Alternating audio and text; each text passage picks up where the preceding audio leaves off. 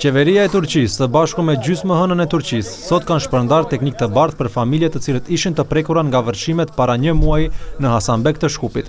Ambasadori turk Omur Shelendil deklaroi se shteti i tij ndihmon banorët e Hasanbekut, me qëllim që sa më shpejt të i kalojnë pasojat e katastrofës natyrore.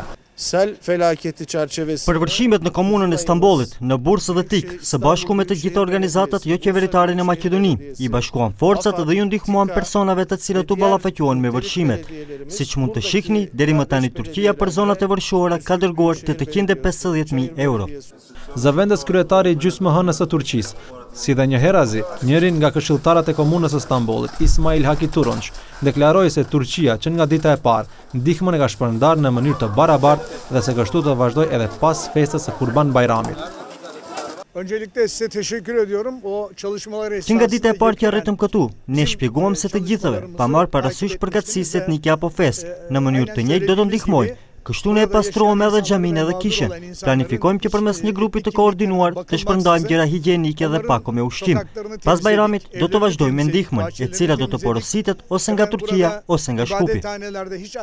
Qytetarët e cilët morën teknik të bardhë, thanë se qeveria i ka harruar. Xhamia e Austrisë ne ka dhënë 200 euro. Qëtërkush jo.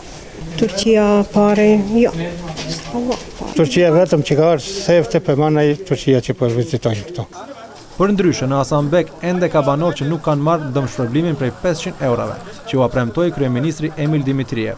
Parat nga Kryqi i Kuq ende nuk i ka transferuar në xhiro llogarit e qytetarëve të zonave të vërshuara. Para disa ditëve nga Kryqi i Kuq, thanë se e presin listën finale nga Komisioni për vlerësimin e dëmeve dhe se pastaj do t'i ndajnë parat në mënyrë të barabartë për të gjithë ata që ishin të prekur nga vërshimet.